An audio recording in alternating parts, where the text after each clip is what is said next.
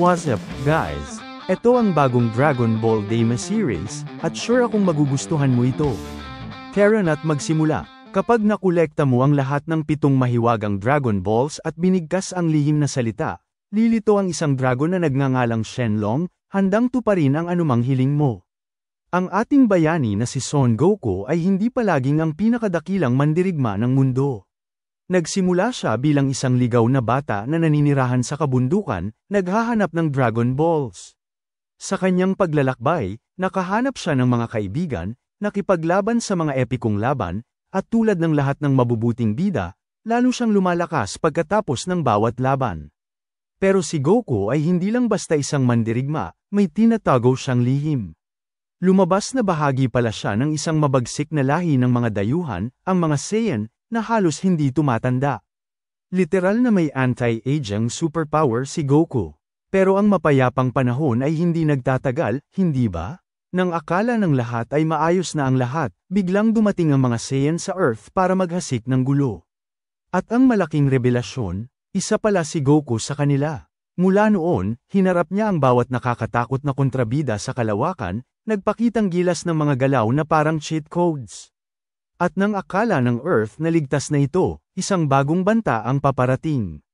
Sino o ano kaya ito?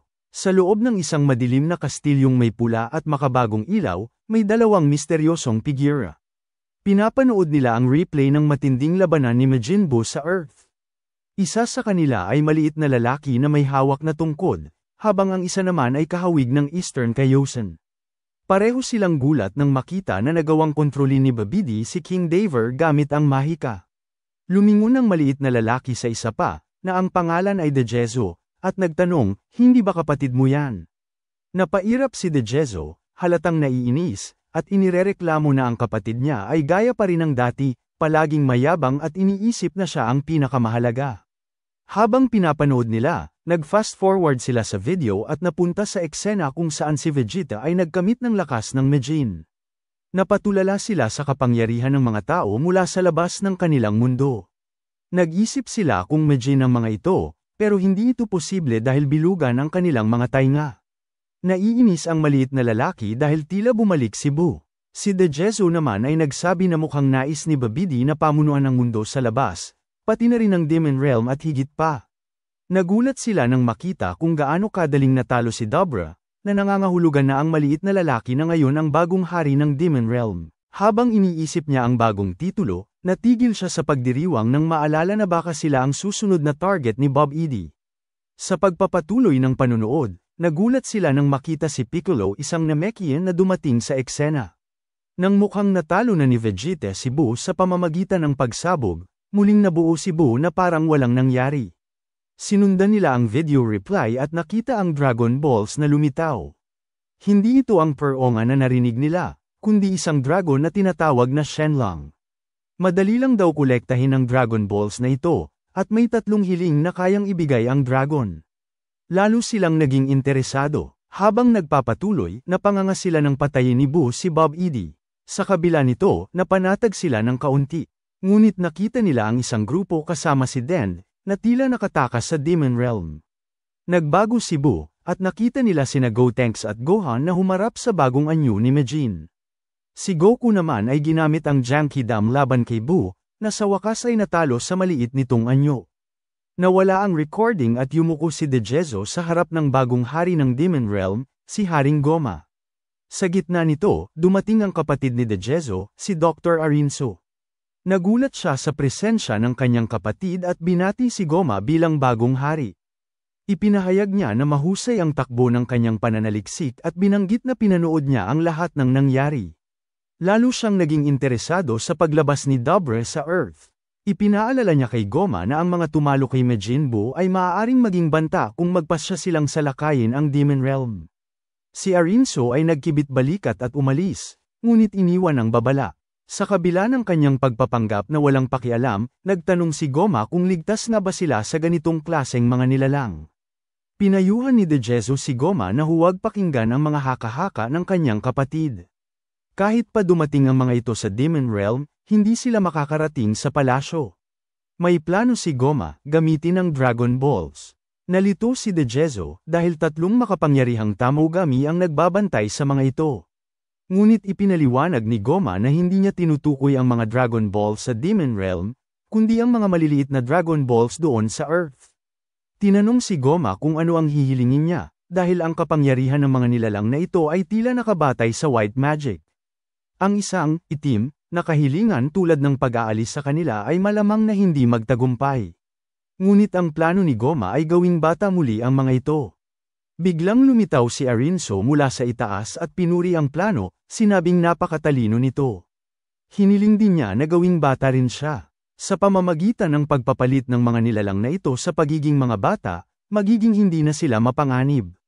Para sa pangalawang kahilingan, nais ni Goma makuha ang Evil Third Eye, na nawala noong panahon ng paghahari ng ama ni Dabra. Ang Demon King Abra, ipinaliwanag ni Goma na kapag inilagay ito sa noo, ito'y nagbibigay ng napakalaking kapangyarihan at ipinapasa ito sa mga Demon King sa bawat henerasyon. Para sa ikatlong kahilingan, nagtanong si Dejezo kung maaari siyang magkaroon ng pagkakataon sa isa. Ipinangako ni Goma na pag-iisipan niya ito. Samantala, inutusan ni Goma si Dejezo na ihanda ang kanilang barko at dalhin si Neva, dahil siya lang ang may pinakamalawak na kaalaman tungkol sa Dragon Balls. Nang umalis si Dejezo, isang tila maliit na bata ang nagmamasid sa mga anino. Habang naghihintay sina Goma at Dejezo malapit sa spaceship, napansin nila ang isang matandang Namekian, si Nava, na dahan-daang lumalapit sa kanila. Napabuntong hininga si Goma, iniisip na sana'y magamit na nila ang Dragon Balls agad, ngunit bantay sarado ito ng mga Tanagami guards. Nang makarating si Nava, pinasalamatan niya ang mga Tanagami sa kanilang dedikasyon, at isa sa mga gwardya ay magalang na yumuko. Sumakay ang 3 sa barko, ngunit agad napansin ni Goma at Dejezo na si Nava ay may kakaibang amoy. Ayon kay Nava, ang huling beses na naligo siya ay mga taon na ang nakalipas, nang aksidente siyang mahulog sa putikan. Habang hawak na ni Goma ang mga kontrol, ipinaliwanag ni Dejezo kay Nevana patungo sila sa labas ng mundo. Sinabi niyang inayos na niya ang lahat ng paghahanda, kahit nalabag ito sa mga patakaran. Idinagdag ni Goma na pupunta sila upang makita ang isang batang Namekian, na tila nagbigay interes kay Nava. Sa kanilang paglalakbay, nakasalubong nila ang isang tila higanteng spaceship na mukhang isda, na nagtanong kung sino sila. Ipinakilala ni Goma ang sarili bilang ang bagong hari, ngunit hindi ito nagpakita ng impresyon. Sinabi ni Dejezo ang hinihinging PIN na 0493, kaya't napilitang magbukas ang malaking spaceship. Pumasok ang kanilang maliit na barko sa loob ng malaking barko, dumaan sa paikat-ikot na espasyo, at muling lumitaw sa tabi ng mas maliit na bersyon ng naunang barko. Kinumpirma ng bagong barko na papunta sila sa labas ng mundo at tinanong kung saang universe sila patungo.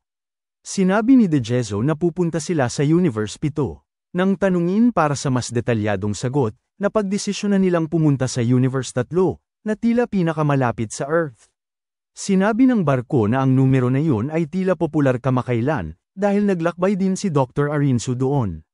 Bumukas ang isa pang pintuan sa kalawakan, at tumuloy na ang 3. Pumunta naman tayo sa Earth, kung saan nagse-celebrate sila ng kaarawan ni Trunks. Tinanong ni Krillin si Trunks kung ilang taon na siya, at sinabi ni Trunks, 9 years old na ako. Sinabi naman ni Krillin na ang liit ni Trunks para sa isang 9 na taong gulang, tila isa siyang matangkad. Kaya sinabi ni Goku na nagsisimulang tumangkad ang mga Saiyan sa edad na 15. Bigla namang sumigaw si Goku sa mga Supreme Kai, na nagpagulat ng sobra sa kanila.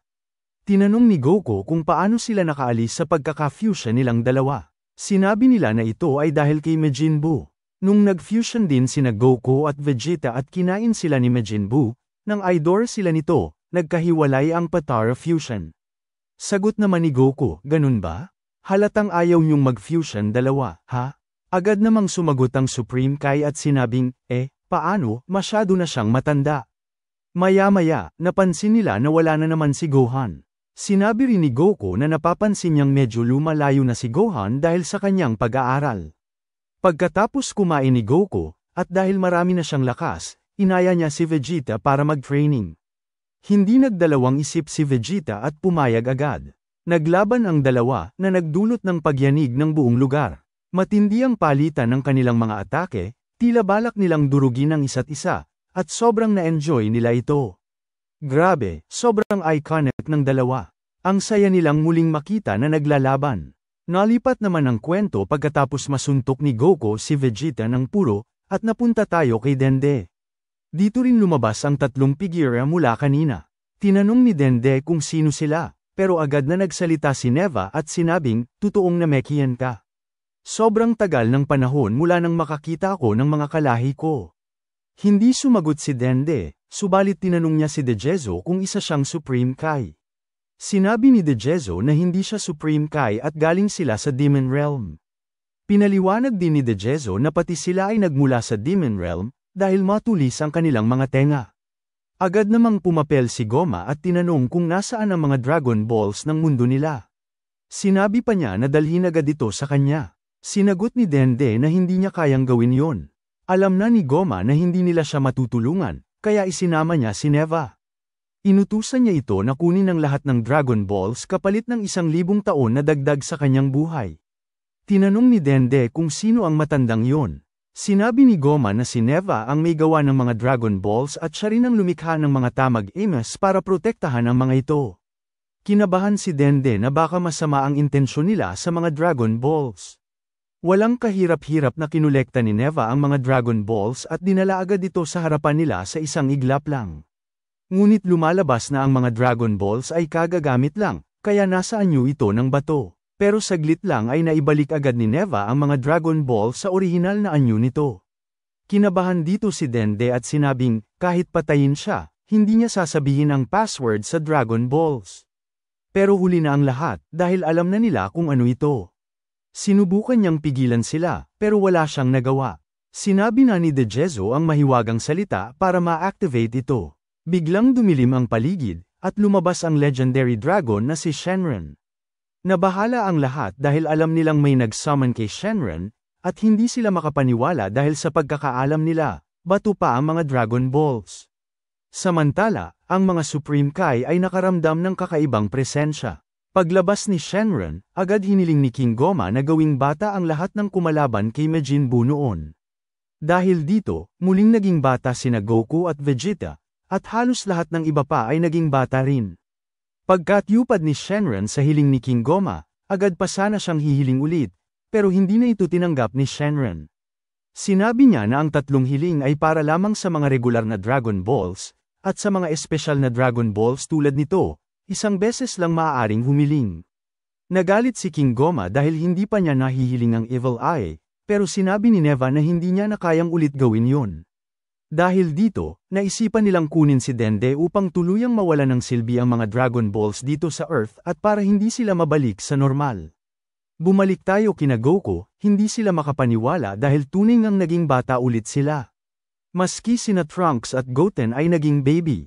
Nagtataka si Vegeta dahil halos lahat sila ay naging bata, ngunit may isang lumapit sa kanila na nanatili sa normal na anyo.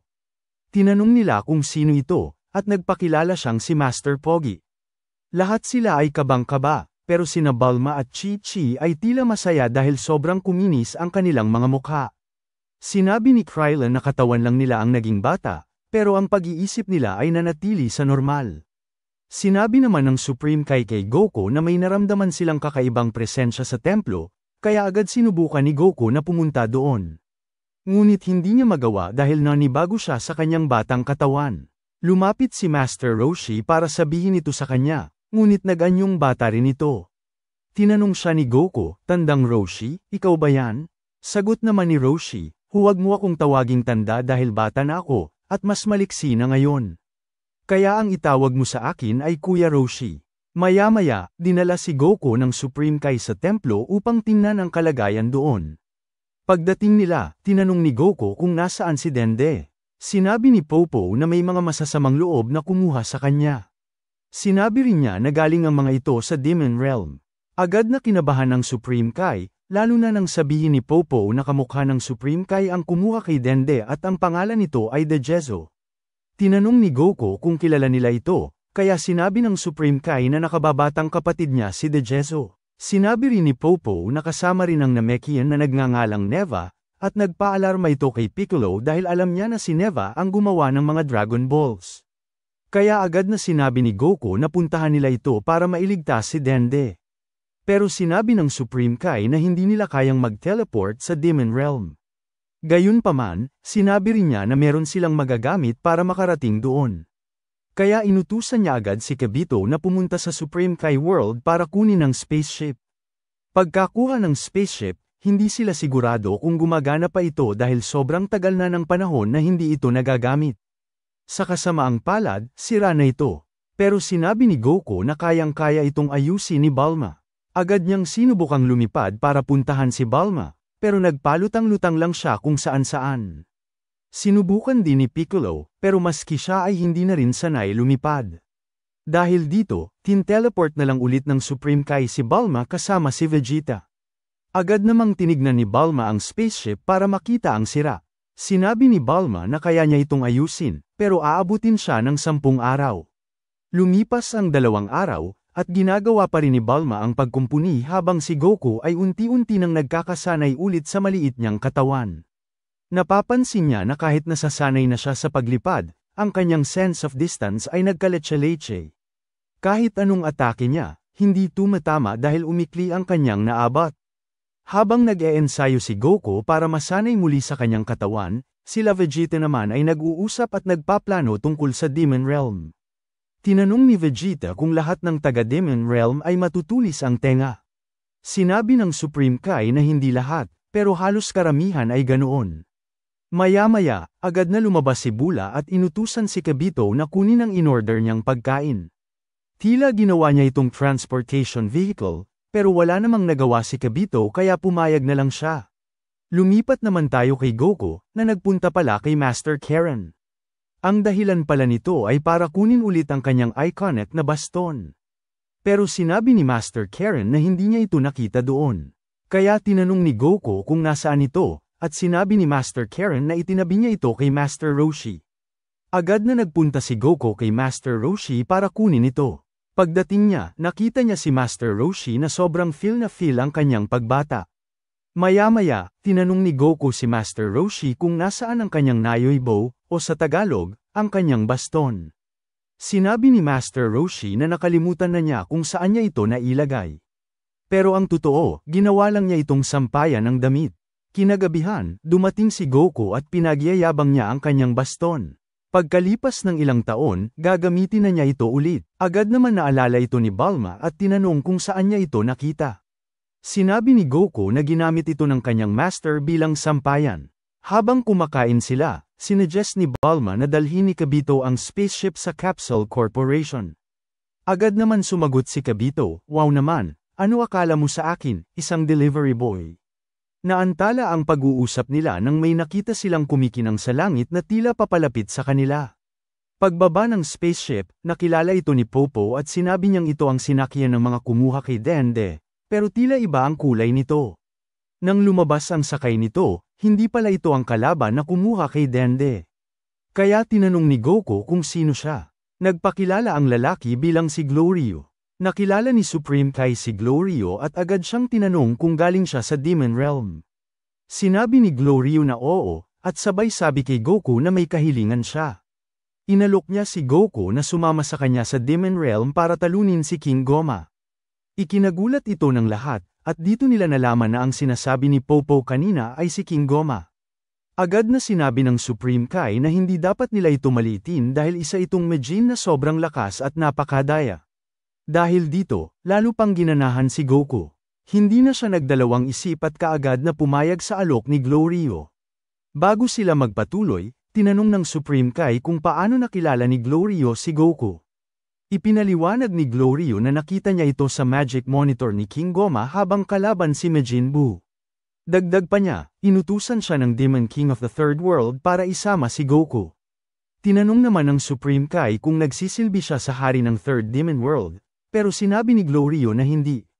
Dahil dito, sinabi ng Supreme Kai na sasama siya sa Demon Realm dahil kasangkot dito ang kanyang kapatid, at may kaalaman siya tungkol sa mundong yon. Samantala, agad na inaral ni Bulma ang spaceship na dala ni Gloryu para magkaroon siya ng ideya kung paano mapapabilis ang pag-aayos sa sirang spaceship na ginagawa niya. Pagkatapos ayusin ni Bulma, excited na sumakay si Goku sa spaceship.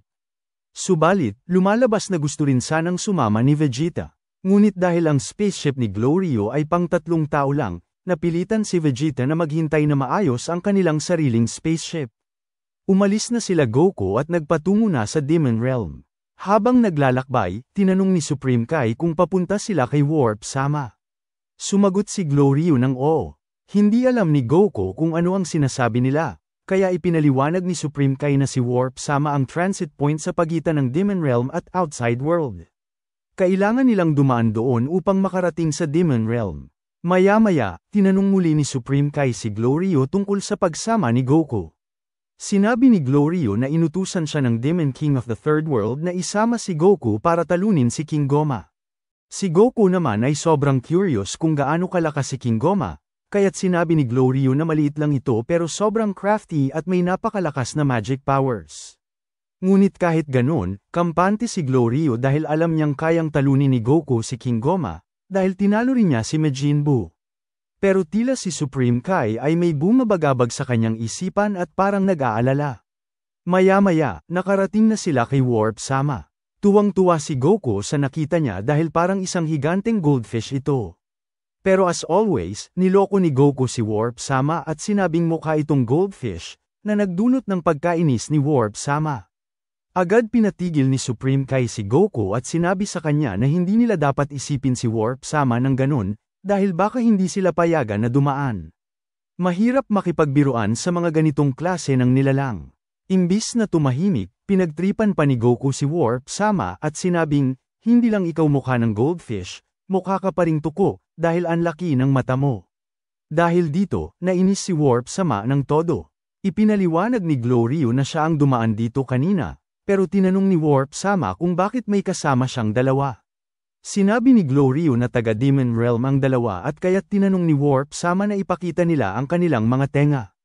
Agad ipinakita ni Supreme Kai ang kanyang tenga at naniwala si Warp Sama dahil matulis ang dulo nito. Si Goku naman ay hindi matulis ang tenga, kaya't ginamitan siya ni Supreme Kai ng kanyang kapangyarihan para tumulis din ang tenga ni Goku. Pagkatapos nito, sinabi na ni Glorio ang pin number at pinapasok na sila. Habang nasa loob, nakalimutan ni Glorio sabihin kay Kabito ang pin para makapasok dito. Sinubukan niya itong sabihin, pero huli na ang lahat. Pagkalipas ng sobrang nakakahilong paglalakbay, nakapasok na sila sa relay point. Akala ni Goku na ito na ang Demon Realm, ngunit ipinaliwanag ni Glorio na merong 3 Demon Realm. Sinabi ni Glorio na sa pangalawang realm sila pupunta, kaya't nagtaka si Supreme Kai dahil ito ang pinakamalaya sa First Demon Realm kung saan naroroon si King Goma. Sinabi ni Glorio na sa Third Realm lang siya mayroong clearance, kaya't wala silang choice kundi pumasok sa Third Realm. Pagdating nila dito, sobrang bumilib ang dalawa sa ganda ng mundong ito, ngunit nag-alala pa rin si Supreme Kai dahil hindi niya nasabi ang pin number kay Kabito. Si Goku naman ay sobrang chill lang at masaya. Kaya't sinabi niya na huwag mag-alala at magagawa nila ito ng paraan.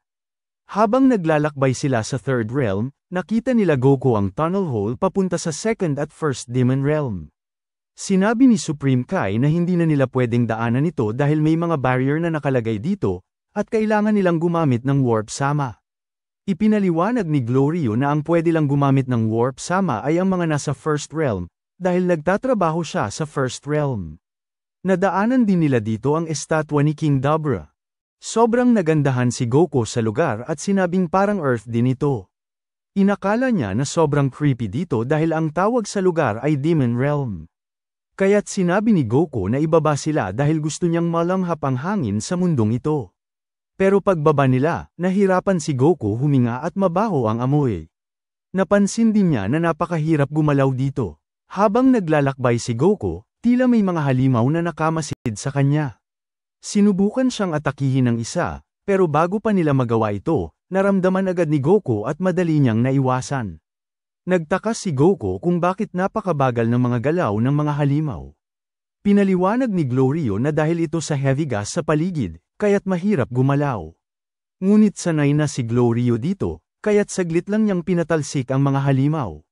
Bumalik sila sa kanilang paglalakbay, at sinabi ni Glorio na ngayong gabi, sa isang hotel muna sila magpapahinga.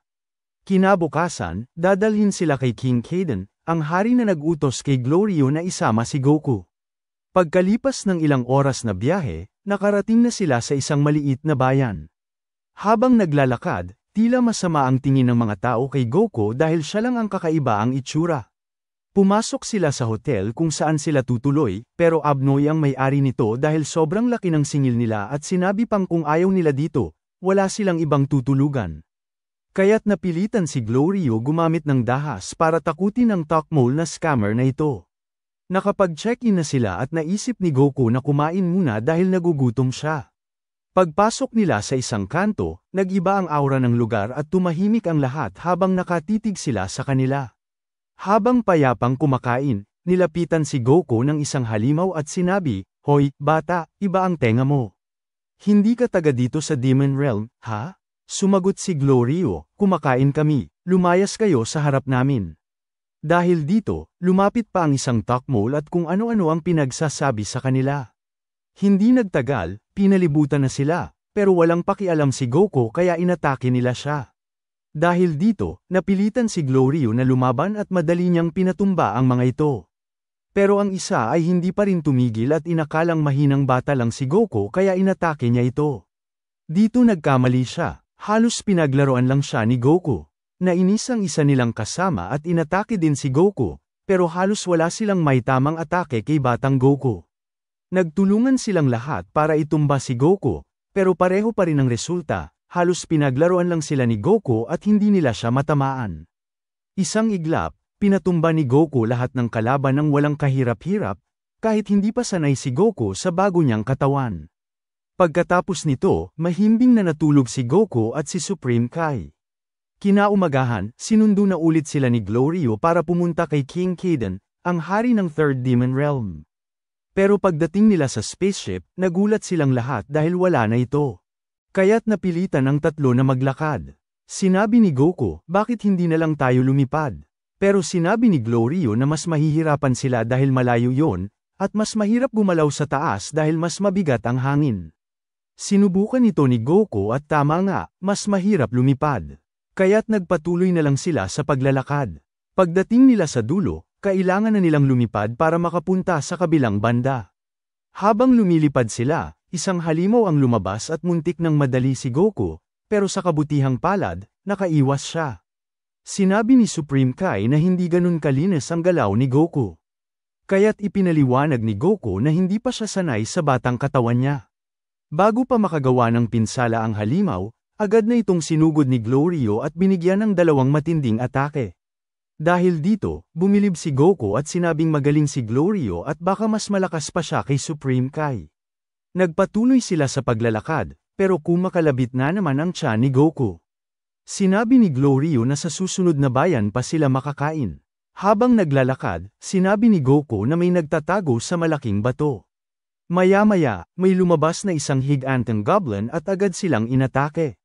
Kaya't agad na sumugod si Goko at pinatumba ito ng isang sipa lang.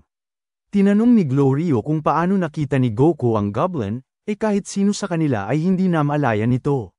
Sinabi ni Goko na nasense niya ito gamit ang ki, pero walang alam si Glorio tungkol dito. Nagpatuloy sila sa paglalakad at sa wakas ay nakakita sila ng isang shop, kaya't napag-isipan nilang dito muna magpahinga. Pumasok sila at kumain, pero hindi nagustuhan ni Goko ang juice na ininom niya dahil lasang buhangin ito.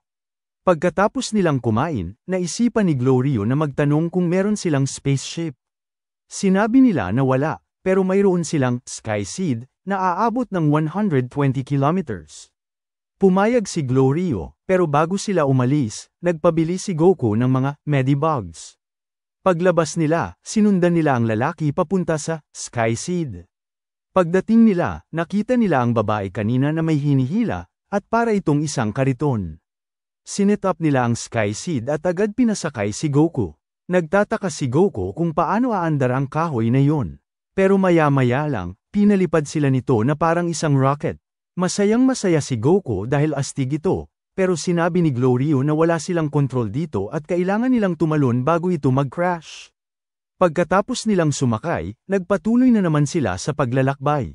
Habang naglalakad, tinanong ni Goko si Glorio tungkol sa Dragon Balls at kung paano nila ito mahahanap. Sagot ni Glorio, hindi nila ito kailangang hanapin dahil alam ng lahat kung nasaan ang mga ito. Tinanong ni Goku kung ano ang ibig sabihin ni Gloryo, kaya ipinaliwanag ni Gloryo na bawat Demon Realm ay may kani-kanyang Dragon Ball sa isang specific na lugar. Ngunit, may mga bantay dito na tinatawag nilang Tamag Amos. Na-excite si Goku nang marinig ito dahil sinabi ni Gloryo na malalakas ang mga Tamag Amos, at kailangan nilang talunin ito bago nila makuha ang Dragon Balls. At higit sa lahat, wala pang nakakakuha nito. Dahil dito, sobrang na-excite si Goku at sinabi niyang kunin nila ang mga Dragon Balls, pero sinabi ni Supreme Kai na ang mission nila ay iligtas si Den. Sinabi ni Goku na mas magandang hanapin ang Dragon Balls habang nililigtas si Den dahil makakatulong ito para mabawi ang kanilang mga katawan. Pumayag si Gloryo dahil magandang plano ito. Sa huli, pumayag din si Supreme Kai, kaya't sobrang saya ni Goku. Pagkalipas ng ilang oras na paglalakad, nakarating na sila sa susunod na bayan.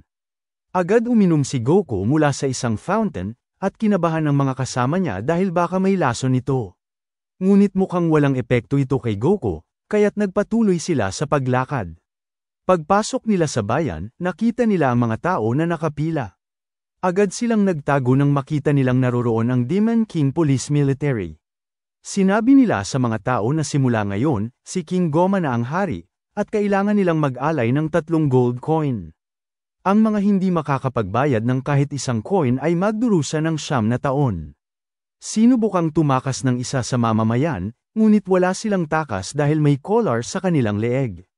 Kahit saan sila magtago, mahuhuli sila. Walang choice ang mga mamamayan kundi mag-alay ng kanilang mga gold coin. May isang matanda na hindi pa nakabayad, kaya't pinarusahan nila ito at kinuha ang 3 taon ng kanyang buhay. Dahil dito, nainis si Goku at gusto niyang durugin ang mga kalaban, pero pinigilan siya ni Gloryo, dahil baka lalala pa ang sitwasyon. Habang pinapatay na ang matanda, hindi nakapagpigil si Goku at bago siya tumulong, isang misteryosong figure ang lumabas. Agad nitong binato ng bomba ang mga kalaban, pero nagkamali siya at supot ito. Kaya tumakbo na lang siya, ngunit sa huli, nahuli din siya ng mga militar ng kalaban. Walang pag-aalinlangan, tumulong si Goku at agad inatake ang mga kalaban. Walang kahirap-hirap niyang pinatumba ang mga ito. Hindi pa siya kontento, sumugod pa siya at nilabanan ang mga militar ng kalaban. Dahil sa sobrang saya, hindi niya namalaya na ubos na pala ang mga kalaban. Kaya't agad silang umalis at nagtago. Nagulat sila nang malaman nilang nakasunod din pala ang misteryosong figure kanina. Tinanggal ng babae ang kanyang maskara at sabay tanong kay Goku, bakit napakalakas mo kahit bata ka lang? Bigla siyang nagpasalamat kay Goku, ngunit napansin niyang hindi talis ang tenga ni Goku. Sinabi ni Goku na isa siyang Saiyan, kaya bilog ang kanyang mga tenga. Tinanong ng babae kung saang realm siya galing, kaya nagsinggang galing si Gloryo at sinabi niyang galing si Goku sa second realm. Inaya na sila ni Gloryo na umalis, ngunit tinanong ng babae kung saan sila pupunta. Sagot si Goku, hindi nag-isip, at agad sinabi kung saan. Umalis na sila, pero sumunod ang babae at sinabi niyang sasama siya. Ngunit hindi pumayag si Gloryo. Bumalik tayo sa bayan kanina, kung saan nagising na ang mga militar na pinatumba ni Goku at nag-alerto sila upang hanapin si Goku at parusahan siya. Bumalik muli tayo sa mga bida, at nakita nilang nakasunod pa rin ang babae. Biglaan niyang inalok si Goku ng rice ball, at agad naman itong tinanggap ni Goku. Tinatanong ni Supreme Kai ang pangalan ng babae, at sumagot siya, ako si Pansy. Sinabi naman ni Goku, ako si Son Goku, pero pwede mo akong tawaging Kakarot. Tinanong ni Pansy kung anong magic ni Goku, dahil bawat Majin ay kayang gumamit ng magic, kahit isa. Ngunit hindi alam ni Goku ang sasabihin kaya't sinabi niya, ang magic ko ay salatin ng ilong ko gamit ang dila. Sagot ni Pansy, hindi ganito ang magic, sabay pakita ng kanyang magic. Pinilit niyang paangatin ang isang maliit na bato, ngunit nahirapan siya. Nagpatuloy sila sa kanilang paglalakbay, at itinuro ni Pansy ang isang shortcut papunta doon, kaya agad sumunod si Goku. Si Gloryo naman ay nagdadalawang isip, ngunit nagpatuloy sila sa paglalakad, at sa wakas ay nakarating din sila sa Kaden Castle, kung saan naroroon ang Demon King. Tinanong ni Supreme Kai kung anong klaseng hari ang naroroon, at sinabi ni Gloryo na parang mafia boss ang hari. Ngunit pinaliwanag ni Pansy na mabait ito at ang pinapatay lamang niya ay ang masasamang tao. Lumipat tayo sa kalagayan ni Den. Maayos ang kanyang kalagayan at inaalagaan siya ng mga tao doon na parang isang baby. Sinabi ni King Goma na kailangang alagaan si Den dahil magagamit nila siya sa paggawa ng Dragon Balls. Bumalik tayo sa ating mga bida. Hinarang sila ng mga gwardya at hindi pinapasok, ngunit nagpakilala si Glorio bilang utusan ng hari.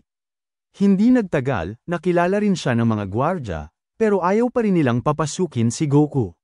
Nagalit si Pansy, at nagulat ang lahat nang tinawag siyang prinsesa ng mga gwardya. Pinagalitan ni Pansy ang mga gwardya, kaya pinapasok na silang lahat. Lumalabas na si Pansy pala ang prinsesa ng Demon Realm na ito. Pagkatapos maglakbay sa kastilyo, pumunta na sila sa hari. Pagdating doon, nagalit ang hari kay Glorio dahil ang sinabi sa kanya ay magdala ng malakas na nilalang, pero bakit puro bata ang kanyang dinala? Sinabi ni Glorio na sila nga ang tinutukoy ng hari. Ngunit sinabi ni Supreme Kai na hindi siya kasing lakas ni Goku, andito lang siya upang samahan si Goku. Sinabi ni Pansy na totoo ngang malakas si Goku at iniligtas pa ang buhay niya. Kaya't nagpasalamat ang hari kay Goku at sinabi pa niya na kapag natalo na ni Goku si King Goma, maaari niyang pakasalan ang anak niya. Ngunit nagulat sila sa sagot ni Goku nang sinabi niyang may asawa na siya at mga anak. Nagtaka sila dahil mukhang bata pa si Goku, kaya pinaliwanag ni Supreme Kai na dahil sa hiling ni King Goma, ginawa silang bata. At ang paraan lamang upang makabalik sa kanilang tunay na katawan ay mailigtas si Dend o makuha ang mga Dragon Balls. Kinabahan ng hari dahil plano nilang labanan ang mga Tamag Amos. Sinabi ng hari na imposible ito, ngunit sagot ni Goku, sobrang dali lang nito dahil 3 Dragon Balls lang ang kailangan. Ngunit hindi pa rin sila makapaniwala dahil wala pang nakagawa nito. Ngunit si Goku, wala nang kaba, at sinabing basic lang yun. Kaya naman sinabi ni Glorio na bigyan sila ng spaceship upang makapaglakbay. Pumayag ang hari, ngunit hindi pa rin siya makapaniwala na malakas si Goku. Kaya't sinabi niyang ipakita ni Goku ang lakas niya. Agad naman pumayag si Goku at inilaban siya ng hari sa lahat ng malalakas nilang mandirigma. Nag-alala si Supreme Kai at sinabi kay Goku na mag-ingat siya dahil wala pa ang tunay niyang lakas, dahil bata pa siya. Ngunit sumagot si Goku, basic lang yan, parang training lang. Nagsimula na ang laban, ngunit sinabi ng hari na walang armas. Tumanji si Goku at sinabi na okay lang, at gusto niyang atakihin siya na may intensyon na patayin siya.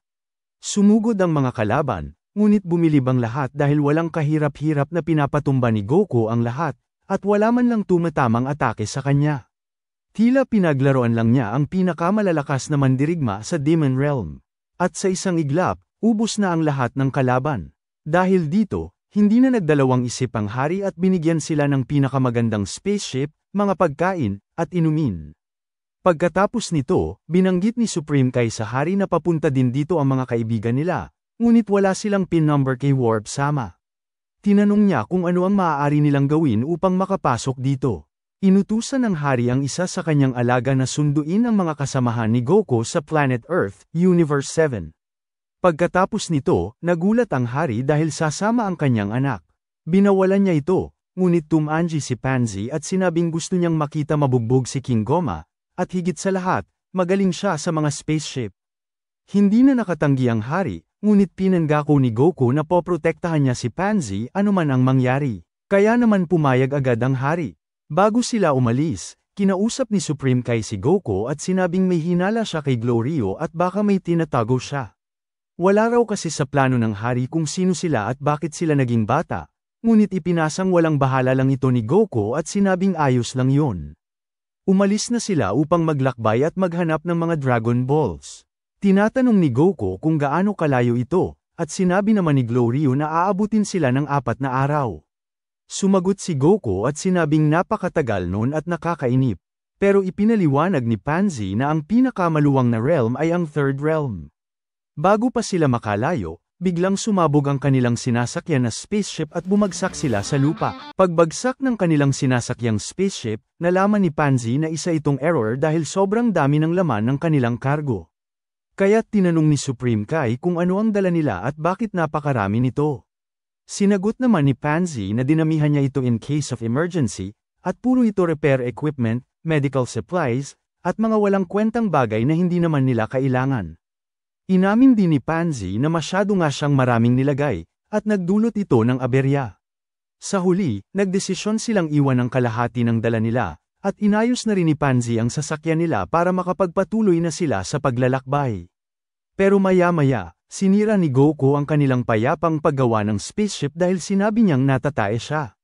Dahil dito, nagalit si Pansy at sinabi kay Goku na kaalis lang nila sa castle, at bakit hindi pa siya doon tumae. Ang sagot ng ating bida ay, wala ngayon ko lang nalaman. Pero ayos lang, sanay ako tumae sa labas. Umalis na si Goku para humanap ng pwesto, pero bago siya makalayo, tinanong niya si Pansy kung may nadala siyang tissue. Kaya't pinahagis niya ito kay Goku sabay sabi, buti na lang, marami akong dinala. Napatanong tuloy si Pansy, hindi ba isa siya sa pinakamalakas? Bakit ganyan siyang umasta? Maya-maya, may nakita si Gloryu na gendarmerie plane na may nakasakay na mga sundalo ni King Goma. Habang pababa ito sa kanila, sinabi ni Gloryu na dapat nilang iwasan ang conflict dahil magiging malaking problema ito. Bumaba ang mga sundalo ng kalaban at tinanong sila kung ano ang ginagawa nila. Sumagot naman si Supreme Kai, naglalakbay lang kami dito sa Demon World. Pagkatapos nito, tinanong ng mga sundalo kung may nakita silang bata na may tusok-tusok na buhok at may dalang pulang baston. Sumagot sila na wala, at sa magandang palad, umalis ng payapa ang mga sundalo at hindi nagdulot ng problema. Maya-maya rin, natapos na si Goku at tinanong niya kung ano ang dumating na spaceship na yon. Sinabi ni Pansy na wanted si Goku at gusto siyang dakpin ng mga ito. Kaya't agad na sinabi ni Supreme Kai na sukleyin niya pababa ang kanyang buhok para hindi siya makilala. Pero sinabi ni Goku, wala rin magagawa yun ganito talaga ang buhok namin. Pagkatapos nito, nagpatuloy na sila sa kanilang paglalakbay. Masaya si Supreme Kai dahil nabuo na ulit ang kanilang sasakyan, at agad siyang nagpasalamat kay Pansy. Sumagot naman si Pansy at sinabing, walang anuman, sabay tanong, totoo bang ang mga lahi ninyo ay nanggagaling sa puno? Sumagot naman si Supreme Kai at sinabing, oo. Kaya't nagtaka si Goku, kaya ipinaliwanag ni Supreme Kai na ang mga kagaya nila ay pinapanganak kada century sa Gleam Tree. Sagot naman dito ni Goku, wow, talaga ba? Ibig sabihin, halaman kayo. Pero hindi alam ni Supreme Kai ang isasagot niya dito. Tinanong naman ni Pansy kung totoong kapatid niya si Dejezu. Sinabi ni Supreme Kai na, oo, dahil pinanganak kami sa parehong puno. Kaya naman napatanong si Pansy kung bakit mas pinili ni Dejezu na manatili sa Demon Realm kaysa sumama sa kanila. Sinabi ni Supreme Kai, si Dejezu ay may mataas na ambisyon, at hindi niya nakakasundo ang mga kalahi namin. Maya-maya, tinanong ni Pansy kung may isa pang babaeng Glint sa Demon Realm. Sinabi ni Supreme Kai na si Arinsu yun at siya ang kanilang ate. Pagkatapos ng matagal na biyahe, inabutan na sila ng gabi. Bumilib si Goku dahil hindi ganoon kadilim kahit gabi na. Ipinaliwanag ni Pansy na may 2 araw sa Demon World, kaya maliwanag kahit sa gabi. Hindi rin nagtagal, nainip na si Pansy at nagtanong, wala bang hotel na matutuluyan? Pero sinabi ni Gloryu na wala, at baka sa kuweba na lang sila magpalipas ng gabi. Nalungkot si Pansy dahil hindi siya makakapag-shower. Sinabi ni Goku, ayos lang yan, huwag maligo. Ganun naman ang palagi kong ginagawa. Sagot naman ni Pansy, kaya ang baho mo, Maya-maya, nakahanap na sila ng kuweba. Dito na sila kumain at nagpahinga. Habang natutulog si Goku, tinanong ni Pansy si Gloryu kung sino ang nag-hire sa kanya para itumba si King Goma. Tumanggi siyang sagutin ito, at ito ang nagdulot ng lalong pagdududa sa kanya ni Supreme Kai. Kaya tinanong siya ni Supreme Kai kung bakit gusto niyang talunin si King Goma. Sumagot naman si Gloryu dahil masama siyang tao at pinahihirapan niya ang mga Majin. Pero hindi naniniwala si Supreme Kai sa sagot niya. Habang natutulog ang lahat, lumabas si Gloryu at may kinausap sa tawag. Sinabi niyang gumagana at smooth ang kanilang plano. Lumalabas na ang kausap niya ay si Arinsu, na nagsabi ng good job. Pagkatapos nito, bumalik na siya sa tatlo para matulog, pero hindi niya alam na gising pa pala si Supreme Kai. Kinaumagahan, nagising sila sa isang malakas na yapak. Hindi nila alam kung ano ito, kaya nagdulot ito ng alarma. Pero si Goku at Pansy ay mahimbing pa rin na natutulog. Agad nila itong ginaisang dahil may lumabas na isang higanteng torong halimaw. Sobrang natakot si Pansy, pero sinabi ni Goku, bakit ka natatakot? Isa lang itong kambing. Dahil dito, nahiya ang toro at nainis. Sumigaw ito ng, isa akong minotaur. Wala namang ganitong kalaking kambing.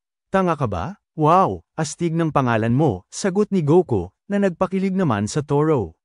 Pagkatapos nito, sinabi ng toro, binobola mo pa ako. Gagawin ko kayong umagan. Sumagot naman si Goku, ano? Hindi ba damo ang kinakain ng mga kambing? Tila sobrang pikinin at utu-uto ang toro na ito. Pero sinabi ni Glorio, ako na ang bahala sa toro na ito, sabay aya sa kanya palabas. Pumayag naman ang toro, tumanggi si Goku at sinabing, ako na ang bahala. Baka hindi mo siya kayanin, Glorio. Nainis naman si Glorio at sinabing, huwag mo akong maliitin. Tingin mo ba talagang higit na mas malakas ka kaysa sa akin? Sumagot si Goku, hindi naman ako nagyayabang, nag-aalala lang ako. Tugon naman ni Glorio, bakit hindi mo ako subukan para malaman mo? Lumabas sila para maglaban, pero tila nagtaka ang toro sa kanila dahil parang hindi na siya pinapansin, na para bang hindi niya tinangkang patayin sila kanina. Sinabi ni Goku na itigil na nila ito, pero sinabi ni Glorio na alam niyang malakas si Goku. Ngunit dahil bata na siya ngayon, sa tingin niya ay kaya niyang labanan si Goku. Kaya naman pumayag si Goku at sinabing, sige, lalabanan kita. Pero isang kamay lang ang gagamitin ko. Huwag mo akong maliitin, tugon ni Glorio. Nagsimula na ang kanilang duelo. Matindi ang kanilang laban, at bagamat hindi natatamaan si Goku, nasasalo naman ni Glorio ang mga suntok nito. Bumilib si Pansy dahil seryoso ang dalawa, pero sinabi ni Supreme Kai na nagsisimula pa lang sila. Maya-maya, ginamit ni Glorio ang kanyang kapangyarihan at inatake si Goku. Nakaiwas si Goku pero nabigla siya sa ginawa ni Glorio. Dahil dito, biglang may pumasok sa isip ni Supreme Kai. Sinabi niya kay Goku na seryosohin niya ng kaunti si Glorio dahil gusto niyang makita kung gaano ito kalakas. Sumunod naman si Goku sa utos niya at kinuha ang kanyang baston, sabay sugod kay Glorio. Walang kahirap-hirap niyang iniwasan ang mga atake nito, at nagulat si Glorio nang biglang nasa harap na niya si Goku. Hindi niya naiwasan ang atake nito na nagpatalisik sa kanya. Pero hindi basta-basta tatamba si Glorio at agad siyang umatake kay Goku na nagpatalsik sa baston nito. Gulat na gulat sila dahil napakalakas ng magic ni Glorio. Maya-maya, nag-charge si Glorio ng isang napakalakas na magical energy. Natuwa si Goku at agad na nag-Super Saiyan 1. Kinabahan si Glorio dito, at nagulat si Pansy at ang toro sa lakas ni Goku. Dalawang isip si Glorio kung gagana ang kanyang atake dahil ramdam niya ang sobrang laki ng diferensya ng lakas nila ni Goku, kahit wala pa itong ginagawa. Sa huli, tinuloy pa rin niya ang kanyang atake at ibinigay ang lahat. Pero walang kahirap-hirap itong pinigilan ni Goku, na para bang wala lang. Bigla siyang lumitaw sa likod ni Glorio at sinabing, mukhang nanalo na ako, Glorio. Sagot naman ni Glorio, oo, panalo ka na. Wala akong tsansang manalo o kahit magalusan ka. Pagkatapos ng laban, nagtataka si Glorio kung ano ang ginawa ni Goku. Pinaliwanag ni Goku, ang tawag dito ay Super Saiyan. Sumagot naman si Glorio, meron ka pa bang ibang abilidad bukod dyan? Oo naman, madami pa, sagot ni Goku. Habang nag-uusap sila, pasikretong tumatakas ang toro, pawis na pawis sa takot dahil sa laban na nasaksihan niya. Lalo pa siyang nagulat nang tawagin siya ni Goku at sinabing, sorry sa paghihintay, kambing. Tara, simulan na natin ang laban. Halata ang takot sa mukha ng toro, kaya nagpanggap na lang siyang hindi natatakot at sinabing, waaha. Ganun nyo ba gustong maging umagan ko? Ay, teka lang pala, may pinatay ako kagabi, napakalaki at napakalakas na beast monster, at kinain ko lahat yun. Napakaswerte nyo dahil busog pa ako. Pero ang totoo, gutom na siya. Pagkatapos ng mahabang daldalan, umalis na lang ito at sinabing, matutulog na lang ako, busog pa pala ako. Balik tayo sa Earth, kung saan inaayos ni Bulma ang spaceship nila. Sinabi niyang malapit na itong matapos, habang si Vegeta naman ay patuloy sa pagpapalakas. Hindi nagtagal, natapos na ni Bulma ang pag-aayos at sinabing maghanda na sila dahil aalis na agad. Maya-maya, sumakay na ang tatlo para maglakbay papunta sa Demon Realm. Ngunit nagka-error ang spaceship at bumagsak bago pa sila makaalis. Sobrang nabigla si Bulma dahil hindi niya alam kung bakit ito nangyari. Agad niyang ininspeksyon ang spaceship, at lumabas na kulang pala ito ng isang importanteng parte na wala sa Earth. Sinabi ni Kabito na ang parte na yun ay makikita lamang sa Demon Realm. Tinanong ni Vegeta kung pwedeng gumamit ng ibang parte na meron sa Earth, pero sumagot si Bulma na posible ito, pero napakatagal nang aabutin. Dahil dito, nawala na sila ng pag-asa. Maya-maya, habang nagtatalo si Vegeta at Bulma, biglang may dumating na spaceship. Ito pala ang alaga ng hari ng Demon Realm na inutusan niya para sunduin sila Vegeta. Hindi pa nila kilala ang dumating, kaya naghanda sila para makipaglaban. Ngunit nagpakilala ito at sinabing ipinadala siya ng hari upang sunduin sila. Sa wakas, naglakbay na sina Vegeta papunta kila Goku. Sobrang curious si Bulma tungkol sa mga ginagawa ni High Beast, kaya tinanong niya ito tungkol sa mga gadgets. Sinabi lang ni High Beast na naghahanap siya ng mas mabilis na ruta para makarating agad siya sa parlor. Balik kila Goku, biglang sinabi ni Pansy na pahintuin ang kanilang sasakyan dahil may nakita siyang mga sundalo ng kalaban na rumoronda. Sinabi ni Supreme Kai na magbago sila ng ruta para maiwasan ang komprontasyon. Pero bago pa sila makaalis, nakubkob na sila ng mga sundalo. Sinabi ng mga ito na kung hindi sila susuko ng payapa, aatake sila. Wala silang nagawa kundi sumunod, dahil hindi nila pwedeng hayaan na masira ang kanilang spaceship. Samantala, taka si Glorio kung paano sila natunton ng mga sundalo. Dito naalala ni Pansy na baka dahil ito sa collar sa leg niya. Ipinaliwanag niyang inscan pala ng mga sundalo kanina ang kanyang collar. Sinabi naman ni Glorio na ayos lang yun, dahil sa tingin niya, hindi pa alam ng mga sundalo na kasama nila si Goku. Dagdag pa niya, kung alam nila ito, tiyak na inatake na agad tayo. Bago sila bumaba, sinabi ni Supreme Kai na magtago si Goku sa likod. Ngunit duda si Pansy at sinabing sigurado siyang hahalugugin ng mga sundalo ang lahat. Sumagot si Supreme Kai, ako ang bahala. Pagkababa nila, agad na ininspeksyon ng mga sundalo ang kanilang sasakyan. Kabado si Pansy na baka makita si Goku, pero laking gulat niya nang sabihin ng sundalo na wala silang nakitang tao doon. Paglingon niya, napasigaw siya nang makita si Goku sa damuhan. Sa swerte nila, hindi siya napansin ng mga sundalo. Tinanong niya si Supreme Kai kung ano ang ginawa nito. Sinabi ni Supreme Kai, wala. Pina-teleport ko lang si Goku sa tabi ko nang papalapit na ang mga kalaban. Kahit wala silang makita, hindi pa rin sila tinantana ng mga sundalo. Sinabi ng mga ito na sumama si Pansy sa kanila dahil sa kutob nilang siya ang batang nakamaskara na naghagis ng bomba. Wala na silang choice kundi itumba ang mga Tokmol na ito. Kinuryente ni Pansy ang sundalo, habang si Supreme Kai at Glorio ay agad inatake ang iba. Walang kahirap-hirap nilang pinabagsak ang mga ito. Gayunpaman, may mga nakatakas sakay ng kanilang spaceship at bumalik na may dalang atake. Pero walang nagawa ang mga ito. Mabilis silang pinabagsak ni Goku, at maski ang iba pang tumakas ay nadali rin. Pagkatapos ng labanan, naging wanted na rin sila. Sinabi ni Goku, ayos lang yan. Ako ang bahala, ngunit sa kasamaang palad, tinamaan din ang kanilang spaceship at nawasak ito. Napansin nila na may isang spaceship na naiwan na walang damage. Napansin pa ni Pansy na ito ay isang latest model. Agad silang nag-impake dito. Pero bago umalis, naiinis si Pansy dahil sa collar niya. Sinabi niya na mahahanap sila ng kalaban kahit saan sila magpunta. Sumagot naman si Supreme Kai, pwede ko bang makita ang collar na yan? Pinakita ito ni Pansy, at sinabi ni Supreme Kai, isa itong catchintite, isang indestructible material na makukuha lamang sa planeta namin. Sinabi ni Pansy, oo, wala pang kayang Samira at tanggalin ito. Ngunit sinabi ni Supreme Kai na alam niya kung sino ang gumawa ng mga collar na ito, ang kanyang ate na si Arinso. Nagulat si Pansy nang sabihing tatanggalin ito ni Supreme Kai. Totoo ba? Tanong ni Pansy.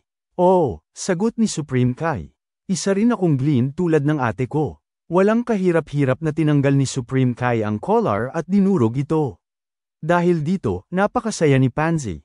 Sa wakas, malaya na ako, sabi niya. Tinanong niya si Supreme Kai, isa ba itong special magic na tanging mga Glins lang ang kayang gawin? Ano, hindi. Kahit sino kaya itong gawin, sagot ni Supreme Kai. Lalong natuwa si Pansy at sinabing turuan siya nito para maipasa rin niya sa iba. Umalis na sila gamit ang bagong spaceship at nagpatuloy sa paglalakbay. Masaya si Glorio dahil napakabilis ng kanilang spaceship ngayon, pero may isa silang problema. Hindi nila alam ang pin ng spaceship na ito, kaya't hindi sila makakadadaan kay Warp Sama. Pero sinabi ni Pansy, "Huwag na kayo mag-alala, ako bahala dyan." Agad na tinawagan niya ang isang hacker ng kanilang palasyo, at sa isang iglap, nahack na niya agad ang spaceship at nakuha ang pin number nito. Binalitaan din sila nito na andito na ang mga kaibigan ni Goku sa Demon World. Sinabi nila na antayin na nila ang mga kaibigan ni Goku, pero tumanji si Goku at sinabing wag na at makakahabol naman sila. Wala silang nagawa dahil sobrang excited na ni Goku kalabanin ang mga Tamag-Amos, kaya't pumayag na lang silang magpatuloy. Lumipat naman tayo kay Vegeta, kung saan bilib na bilib sila sa ganda ng lugar na ito, pero may reklamo si Bulma at sinabing, napakabaho dito.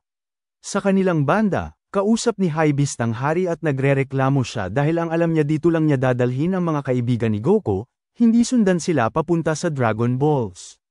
Nagdahilan pa siya sa hari at sinabing meron siyang date ngayon, kaya't hindi na siya pwede. Pero hindi nakatiis si Hybeast nang sabihin ng hari na kapag hinatid niya ang mga ito kay Goku, bibigyan siya ng hari ng isang masarap na pizza na puno ng bulate at tae ng aso. Lumipat tayo kay Goku. Masaya siya dahil sinabi ni Glorio na malapit na sila, at tinanong niya kung direkta na ba silang pupunta sa mga Tamag-Amos. Ang sagot ni Goku, oo naman, diretso tayo sa kanila.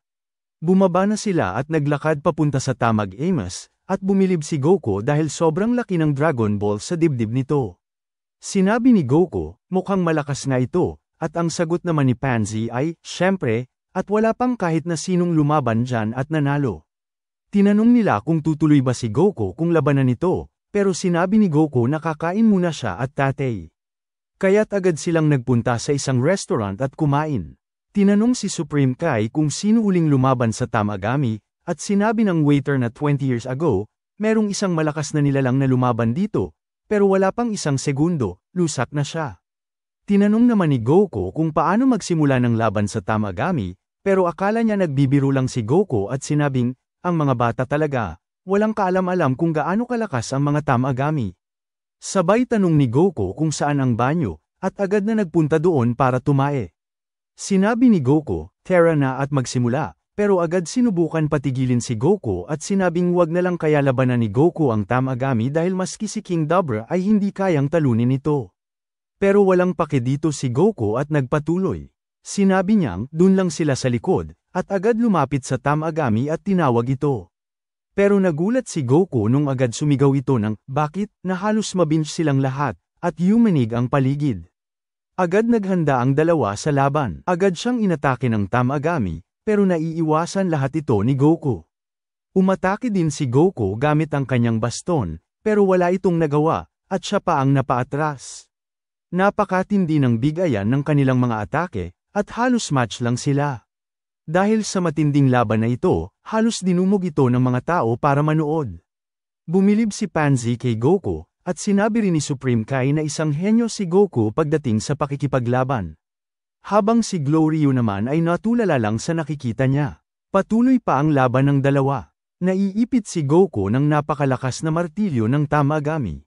Habang pinipisa siya, hindi ito mapatalsik ni Goku. Pero nagulat ang Tamagami nang biglang mag-Super Saiyan si Goku. Parang naging kasinggan ng hangin ang martilyo niya at tumalsik. Inatake niya si Goku, pero madali itong iniwasan at winasak ni Goku ang martilyo ng Tamagami. Tila nag-iba ang laban nung nag-Super Saiyan 1 si Goku.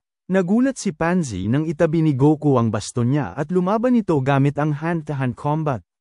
Sumugod ang dalawa, at nagsimula na naman ang matinding laban. Palitan ng napakalalakas na atake na halos madurog ang lahat ng nasa paligid. Gumamit ng napakalakas na energy blast ang Tamagami, kaya't sinabi ni Goku na gagamitin din niya ang kanya. Ginamit ni Goku ang kanyang iconic na Kamehameha, kung saan na-overpowered niya ang atake ng Tamagami. Hindi tumigil si Goku sa pagbuga ng kanyang Kamehameha na halos maluso na ang Tamagami at ang nakapaligid na bundok. Natulala na lang ang lahat habang pinanunood kung paano durugin ni Goku ang napakalakas na Tamagami. Pero sa huli, napatalsik ng Tamagami ang Kamehameha ni Goku. Wala pang isang segundo, nakaatake na agad si Goku at napabagsak siya. Sinabi ni Tamagami, ayoko na. Susuko na ako. Nagtaka si Goku dahil alam niyang kaya pang lumaban nito. Kaya't sinabi ng Tamagami, wala nang saysay maglaban pa dahil naintindihan ko na kung gaano kalakas si Goku. Sinabi ni Goku, edi ibibigay mo na sakin ang Dragon Ball. Sumagot ang Tamagami at sinabing, hindi pa. Meron pa tayong final battle. Nagtaka si Goku kung ano ito. Tinanggal ng Tamagami ang Dragon Ball at inilagay sa isang baso. Sinabi niya na pag nahulaan ni Goku kung nasaan ito, sa kanya ibibigay. Agad namang pumayag si Goku. Nagsimula na ang Tamagami sa paglilipat-lipat ng pwesto. Nagulat ang lahat dahil parang unfair ito dahil sa sobrang bilis. Pero si Goku ay maijing nakatitig at nakafocus lang. Natapos na ang Tamagami at tinanong kung nasaan na ang Dragon Ball. Maski sino sa kanila ay hindi nakasabay dito at hindi alam kung nasaan ito. Nagulat ang lahat nang sabihin ni Goku na wala ito dito, sabay turo sa ulo ng matanda, at andun nga ito. Ipinaliwanag ni Goku na bago mangyari ang bilis ng Tamagami, hinagis niya ito doon. Dahil dito, matagumpay na nakuha ni Goku ang Dragon Ball. Natuwa ang Tamagami sa mabuting loob ni Goku at sinabing, mag-ingat ka. Kaya nagpasalamat naman si Goku. Habang tuwang-tuwa ang mga tao sa tagumpay ni Goku, hindi sila makapaniwala na may nakatalo sa isang Tamagami. Habang nagsasaya ang lahat, tumawag ulit si Arinso kay Glorio at agad niyang binalita ang mga nangyari. Pagkatapos nito, nagpatuloy na sila sa paglalakbay para hanapin ang natitirang dalawang Dragon Ball. Sa kabilang banda, pinapanood muli ni Dejezu at King Goma ang laban ni Goku kay Majin Buu, ngunit may napansin si Dejezu, isang taong nakatayo sa malayo. Sinubukan nilang i-zoom ito, ngunit hindi nila makilala kung sino. Nang linawan nito ni Dejezu, nagulat si King Goma nang makita si Arinso na kumukolekta ng mga tira-tira mula sa cell ni Majin Buu. Dahil dito, napaisip sila kung ano ang binabalak ni Arinso. Samantala, tila may ginagawa si Arinso na kakaiba at sinabi pang, mukhang oras na. Lumalabas na gumagawa ulit sila ng isa pang Majin Buu. Sinabi ni Arinso, hindi ba ikaw ang gumawa kay Majin Buu? Sumagot naman ang mangkukulam at sinabing, hindi ako yun. Ang gumawa kay Majin Buu ay ang wizard na si Babidi. Ngunit alam ni Arinso na nagsisinungaling lang ito dahil walang kakayahan si Babidi na gawin ito. Sinabi ng mangkukulam na daruan siya ni Arinso upang makapag-share sila ng impormasyon kahit hindi nag-uusap. Pagkatapos gawin ni Arinso ito, may sumabog na isang berdeng enerhiya. Sinabi ni Arinso na dahil dito, magiging Supreme Demon Lord na siya.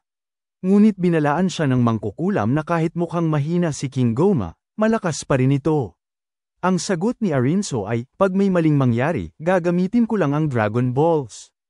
Hindi makapaniwala ang mangkukulam dahil imposible nilang makuha ang Dragon Balls, ngunit kampanting sinabi ni Arinso na madali lang yun dahil may tagakuha siya nito at mayroon na silang isa. Samantala, bumalik tayo kina Vegeta kung saan binalita ni King Kaden ang tungkol sa pagkatalo ni Goku sa Tamagami. Dahil dito, nagsi-celebrate sila at nagpa-party sa tagumpay ni Goku. Sinabi rin ni King Kaden na magkikita-kita sila kay Warp Sama kaya't hindi na niya kailangang sundan ito. Dahil narinig ang tungkol sa party, na-excite si Bulma at tinanong kung anong klaseng mga inumin at pagkain ang meron doon. Sinabi ni High Beast na may alak silang kulay putik, mga pagkain na tae ng aso, at mga tulok. Agad namang nagulat at nabahala si Bulma. Bumalik tayo kina Goku, kung saan nagbabalak na silang maghanap ng magandang camping spot. Ngunit nagrereklamo si Pansy dahil hindi na naman siya makakaligo dahil sa kuweba na naman sila matutulog. Gumawa ng paraan si Pansy para hindi makilala si Goku, kaya't sa huli, pumayag na rin si Glorio na mag-hotel. Bago sila pumasok sa loob, sinabi ni Glorio na iwan ni Goku ang kanyang baston at itago ang Dragon Ball. Pagpasok nila sa hotel, masama ang tingin sa kanila ng mga tao, at tila may hinala. Sinabi ni Glorio na magsama-sama na lang sila sa iisang kwarto, at sumang-ayon ang lahat. Lumalabas na nakilala si Goku ng mga tao doon, at binabalak nilang nakawin ang Dragon Balls. Sa loob ng kwarto, masaya si Pansy dahil sa wakas, nakaligo na rin siya. Sinabi niya kay Goku na maligo na rin, pero ayaw ni Goku dahil tinatamad siya. Dahil sa kakulaitan ni Pansy, napapayag din si Goku. Pagkatapos niyang maligo, sinalubong siya ng napakaraming pagkain. Habang kumakain sila ng payapa, nagulat sila nang may nagwawala sa labas at sinasaktan ang may-ari ng hotel. Hindi nila alam, plano lang ito ng mga magnanakaw para ma-distract sila. Dahil dito, nakuha ng mga magnanakaw ang Dragon Balls. Sinubukan itong hanapin ni Goku, pero nakalayo na ang mga magnanakaw. Kampante si Pansy at sinabing nilagyan niya ng tracker ang Dragon Balls. Sabay turo kung nasaan ang mga magnanakaw. Nagkita ang dalawang magnanakaw, at sobrang saya nila dahil malaking pera ang makukuha nila kapag nabenta ang Dragon Balls. Pero nagulat sila nang makita si Goku na nandoon din at pinapanood sila. Sinubukan nilang tumakas, pero madali silang naabutan ni Goku. Nakuha muli ni Goku ang Dragon Balls, at sakto namang dumating si Glorio para tapusin ang dalawang top mole na yun. Maya-maya, tumawag ang tatay ni Pansy at sinabing magkikita-kita sila kasama ang mga kaibigan ni Goku bukas kay Warp Sama. Tinanong ni Glorio kung malalakas din ba ang mga kaibigan ni Goku, at sinabi ni Goku na oo, sobrang lakas nila. Sinabi ni Supreme Kai na maghanap na lang sila ng ibang lugar para sa kaligtasan nila. Pero nagreklamo si Pansy dahil napakamahal ng binayad nila sa hotel, tapos aalis lang sila. Nag-volunteer si Goku na siya na ang magbabantay, kaya't pumayag naman ang lahat. Natulog na ang lahat habang maingat na nagbabantay si Goku.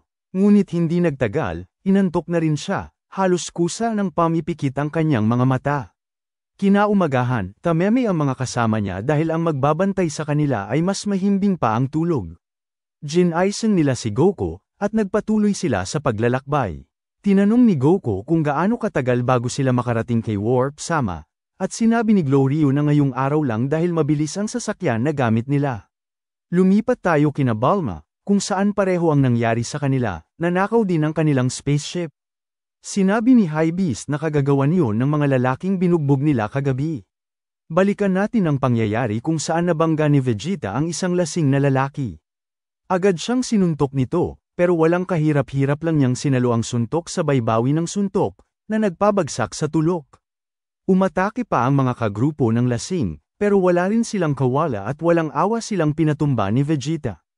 Hindi na nila alam kung paano makakaalis, kaya't sinabi ni High Beast na tawagan na lang nila si Pansy para sunduin sila.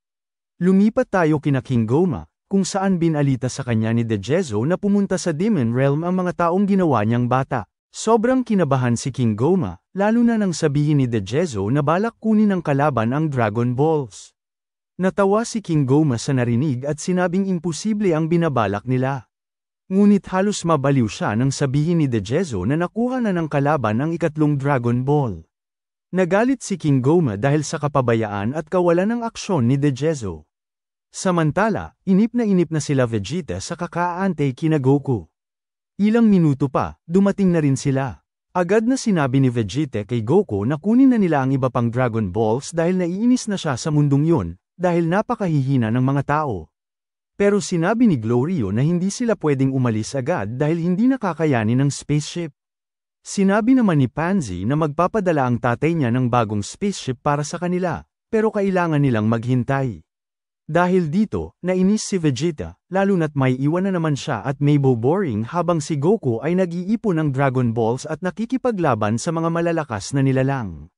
Umalis na sila Goku at sinabing sumunod na lang ang iba. Pag-alis ng grupo ni Goku, lalong nainggit si Vegeta nang sabihin ni Piccolo na mukhang naaadik si Goku sa pakikipaglaban sa mga tamag-emes. Hindi nagtagal, dumating ang isang grupo na naghihiganti sa pambubugbog na ginawa ni Vegeta.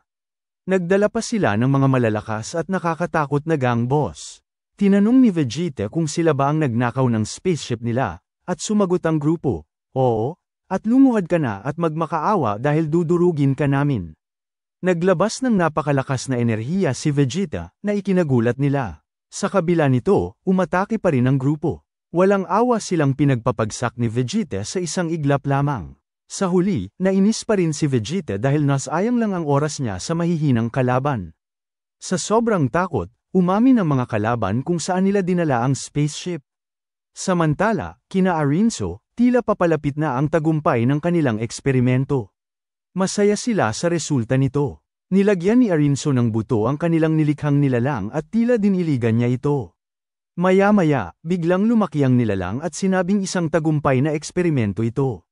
Ipinakilala ni Arinso ang bagong Majin Buu, na pinangalanan nilang Majin Kuo. Nagulat ang mangkukulam, pero agad na inutusan ni Arinso si Majin Kuo na talunin ang number 1 Tamagami. Kampanteng sumagot si Majin Kuo, walang problema. Agad nilang pinuntahan ang number 1 Tamagami upang subukan ang lakas ni Majin Kuo. Hinamon niya ito at sinabing, sana handa ka na. Umatake agad si Majin Kuo gamit ang kakaibang estilo ng pakikipaglaban at nagbigay ng isang napakalakas na atake. Ngunit walang epekto yun sa number 1 Tamagami. Bumalik tayo kina Goku. Dumating na sila sa lugar ni Warp Sama. Agad na pinahaba ni Supreme Kai ang tenga ni Goku upang makadaan sila. Samantala, masaya naman si Bulma dahil nabawi na nila ang ninakaw na spaceship. Sinabi ni Vegeta, kahit tanga si Goku, sa tingin ko tama ang plano niya na kunin at gamitin muna ang Dragon Balls para maibalik tayo sa normal bago iligtas si Den. Samantala, sinabi ni High Beast na napakaganda ng kutis ni Bulma at inalok pa itong maging girlfriend niya. Agad namang sumigaw si Vegeta, gusto mo bang mamatay? Asawa ko yan. Patuloy pa rin ang laban ni Majin Kuo sa Tamagami, ngunit kahit anong atake ang gawin niya, wala pa rin itong epekto. Kahit gamitin pa niya ang kanyang secret move, tila nilalaro lamang siya ng Tamagami na parang isang sanggol. Gayunpaman, hindi sumusuko si Majin Kuo at ibinibigay ang lahat sa bawat atake. Nagulat silang dalawa nang makita na walang kahit isang gallows ang Tamagami, samantala, kina Goku, nakapasok na sila sa Second Demon Realm. Masaya si Supreme Kai dahil sa wakas, nakabalik din siya sa lugar kung saan siya nanggaling. Napansin naman ni Pansy na ang bilis ng kanilang paglalakbay. Kaya ipinaliwanag ni Gloryo na magaan ang hangin sa realm na yun, kaya mabilis silang gumagalaw. Tinanong ni Supreme Kai kung may mga Kraken pa sa lugar na yun. Sinagot siya ni Gloryo, oo, at mas marami pa sila ngayon. Habang nag-uusap, bigla silang inatake ng mga kalaban. Sinubukan nilang tumakas at magtago sa ulap, pero nahabol pa rin sila. Unti-unting nasira ang spaceship nila at bumagsak ito. Agad na lumabas si Goku para harapin ang mga kalaban. Isa-isa niyang pinabagsak ang mga ito, na ikinagulat ni King Goma. Maging si Dejezo ay nabigla dahil mas malakas si Goku kaysa sa inaakala nila. Agad na inutusan ni King Goma si Dejezo na tipunin ang lahat ng kanilang mga sundalo, masayang-masaya si Pansy dahil nakaligtas sila sa ambush ng kalaban. Pero natigil ang kanilang kasiyahan nang biglang lumabas ang isang higanteng Kraken. Agad silang nahuli nito. Pinalabas ni Goku ang lahat ng nasa spaceship, pero si Pansy ay bumalik pa para may kunin. Dahil dito, natrap siya habang pinipisak ng Kraken ang spaceship. Mabuti na lang at nakaabot si Goku para mailigtas siya. Nag-alala si Supreme Kai dahil naiwan ang Dragon Ball sa spaceship at tinangay na ito ng Kraken. Ngunit sa muling pagkakataon, iniligtas ni Pansy ang araw. Lumabas na ang dahilan kung bakit siya bumalik para kunin ang Dragon Ball. Dahil nasira ang spaceship nila, wala nang choice ang grupo ni Goku kundi maghintay kina Vegeta. Samantala, hirap na hirap at pagod na si Majin Kuo, pero ang Tamagami ay wala man lang kahit isang gallows. Tila nilalaro lang nito si Majin Kuo. Sa kabilang banda, pumunta ang grupo ni Goku sa Planet Namek, kung saan nagmula si Piccolo. Napansin ni Supreme Kai na wala ng tao na nakatira sa planeta. Hindi nagtagal, naramdaman na ni Goku ang presensya ni Vegeta at sinabing paparating na sila. Sinalubong sila ni Goku at nagsalita, pero hindi siya narinig ng mga nasa loob ng spaceship. Binuksan nila ang pinto, at sinabi ni Goku na taasan ang lipad dahil may mga halimaw sa tubig. Agad namang sinabi ni Vegeta, ganoon ka ba kitakot sa mga maliit na halimaw, Goku? Pero maya-maya, lumabas ulit ang Kraken at muntikan na silang maabot nito. Nagulat si Vegeta nang makita kung gaano ito kalaki. Samantala, bumalik tayo sa bagong Majin Buu. Pagod na siya, pero wala pa ring gallows ang Tamagami. Sa huli, sumuko na si Majin Kuo. Umalis sila ni Arinso, at sinabi nitong dismayado siya kay Majin Kuo at fired na ito. Nagpaliwanag naman si Majin Kuo, malakas ako, pero ibang level na ang kalaban ko kanina. Higit sa lahat, mas magaling akong kumanta at mag-shopping. Hindi alam ni Arinso ang sasabihin niya sa talk mall na ito. Balik tayo kina Goku, at sa unang pagkakataon, nakapunta na rin si Piccolo sa Planet Namek. Sinabi ni Piccolo na ang tatay lang niya ang tumira dito, at pinanganak siya nang nakatakas na sila mula roon. Napatanong si Bulma kay Supreme Kai kung bakit siya tumakas sa Demon Realm. Kaya ikinwento niya ang kasaysayan, noong unang panahon, gumawa ng mga universe ang Super Majin Rimes, ang pinakamataas na awtoridad sa buong kalawakan. Pinili niya ang lahi ng Glints para mag-monitor ng mga universe at inassign sila bilang Supreme Kai. Pinaliwanag din niya na ang mga punong pinagmulan nila ay kaluluwa ng mga namatay na. Nagulat si Bulma, ibig sabihin nito, papa-extinct na ang lahi niyo, Supreme Kai. Sumagot si Supreme Kai, "Oo, wala kaming reproductive organs para magparami." Tinanong ni Bulma kung gusto niyang bumisita sa planeta nila, pero tumanggi si Supreme Kai, "Huwag na. Wala naman ang pupuntahan doon. Mas maganda kung magpatuloy na lang tayo sa paglalakbay." Agad namang nag-aya si Vegeta, dahil gigil na rin siyang makipaglaban sa Tamagami. Sumakay silang lahat sa spaceship at naghanda para umalis. Ngunit hindi nila alam na may isang Namekian na nakamasid sa kanila. Bago sila umalis, lumapit sa kanila ang matandang Namekian at napansin ito ni Pansy. Kaya bumaba agad silang lahat. Lumalabas na si Neva pala ang gumawa ng mga Tamag-Amos at mga Dragon Balls. Nabigla si King Goma habang pinanunood sila dahil kinakausap nito si Goku. Tinanong siya ni Goku at sinabing, "Namekian ka ba? At dito ka ba nakatira?" Pero hindi ito sumagot. Napansin niya ang Dragon Ball, kaya nagkunwari si Neva na parang baliw at kumanta-kanta na lang habang sinasabing, "Kolektahin natin ang Dragon Ball." Nairita si Vegeta at sinabing, "Umalis na tayo at huwag nang pansinin ang baliw na ito." Pero hindi niya maloloko si Piccolo. Lumapit si Piccolo sa kanya at sinabing, "Huwag ka nang magpanggap na baliw. Alam kong ikaw yan, legendary Namekian, Neva." Nabigla si Neva at sinabing, "Isang mandirigmang Namekian, naaalala kita kay Katats." Kaya sinabi ni Piccolo, "Tatay ko yun."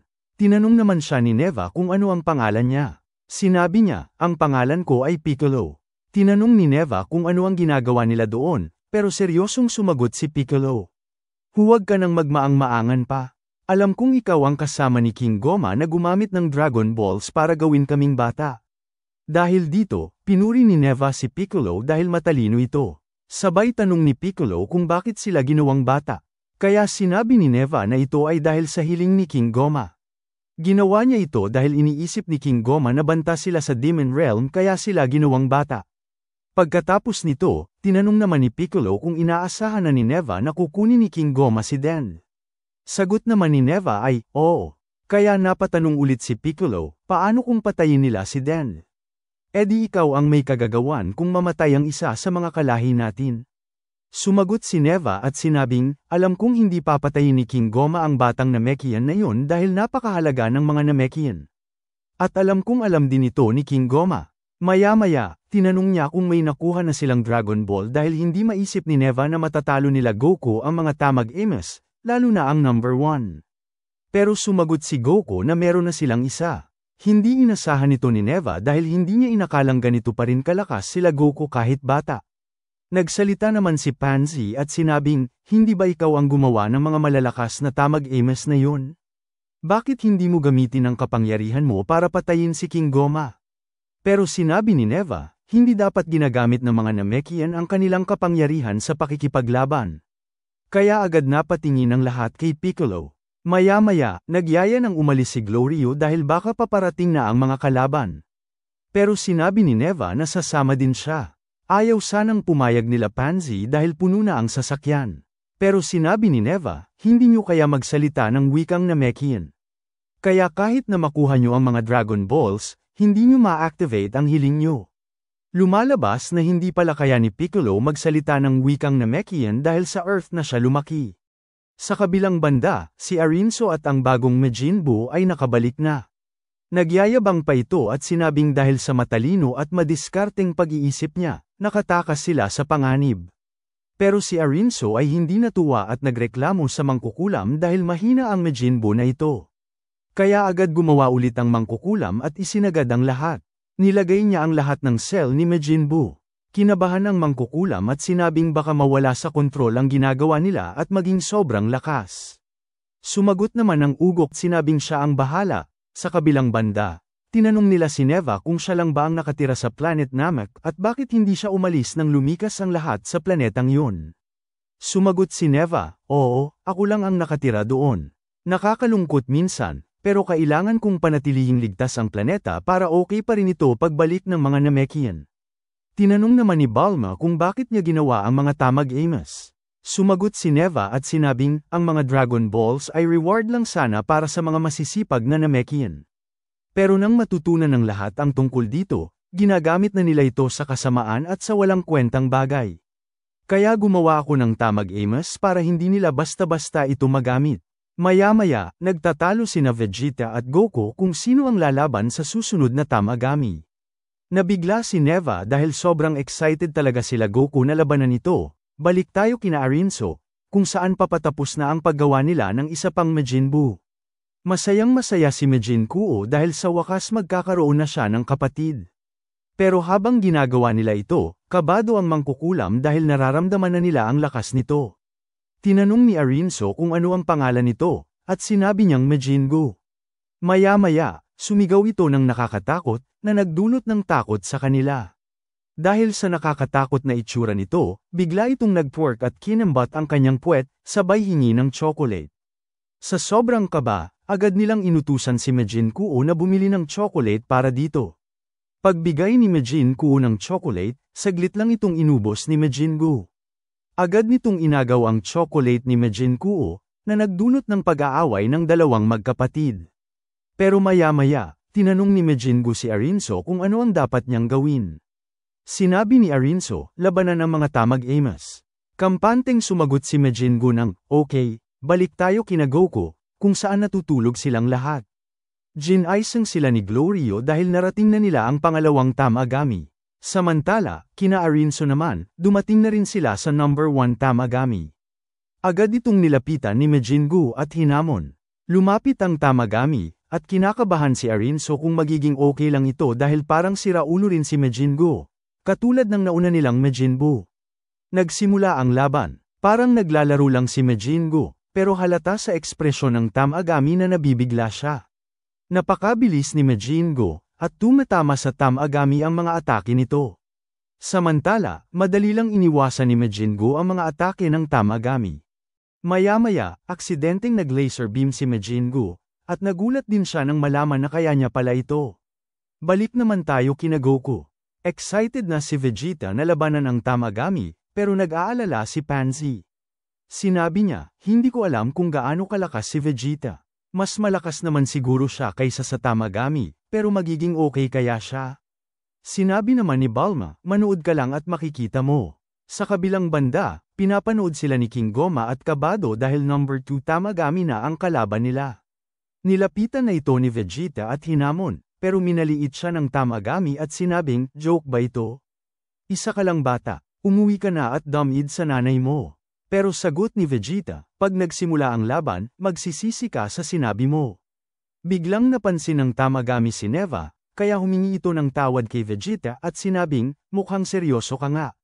Nagsimula ang laban, at halos magkapantay lang ang dalawa. Nagbibigayan sila ng malalakas at mabibilis na atake. Nang gigil na si Vegeta, niretreat niya ng suntok ang Tamagami, sabay energy beam na nagpatalsik dito. Bumilib ng sobra sina Pansy, pati na rin si King Goma na hindi makapaniwala. Pero agad nakabalik ang Tamagami at umatake ng mas malakas, nagdulot ito ng galos sa mukha ni Vegeta. Hindi pa ito natapos, inatake muli siya ng Tamagami, dahilan para tumilapon siya sa ilalim ng tubig. Dito lumabas ang Kraken, pero madali lang nakatakas si Vegeta. Gayunpaman, agad siyang ibinalik ng Tamagami sa tubig at nalunok siya ng Kraken. Sa kabilang banda, tila hindi nahihirapan si Majin Buu sa number 1 Tamagami. Pinaglalaroan lang niya ito, balik kina Goku, kung saan nag-aalala na sila para kay Vegeta. Maya-maya, lumabas ang Kraken at muntik ng kainin si Goku. Pero napansin niya na okay lang pala si Vegeta at sinabing, akala ko patay ka na. Sumigaw naman si Vegeta, manahimik ka. Hindi lang ako sanay sa katawang bata. Sabay nag-Super Saiyan si Vegeta. Sadyang nagpakain siya sa Kraken at sinundan ito sa loob ng bunganga nito, dahilan para umalis ang Kraken. Sa wakas, makakapag-focus na si Vegeta sa laban niya. Nagpatuloy ang laban, at muli, naging patas ang labanan. Palitan sila ng malalakas na atake. Habang pinapanood ang matinding bakbakan, sinabi ni Goku, mukhang tapos na siyang mag-warm up. Samantala, bilib na bilib sina Arinso sa laban ni Majin Buu. Halatang naiirita na ang Tamagami dahil tila parang batang naglalaro lang si Majin-Gu. Hindi matamaan ng Tamagami si Majin-Gu. Nagpasiklab si Majin-Gu at umatake ng matindi, pero bago tumama ang kanyang atake, bigla siyang tumigil.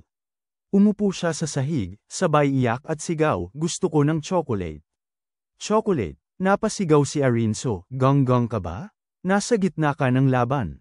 Wala silang magawa, kaya agad bumili si Majin-Gu ng chocolate.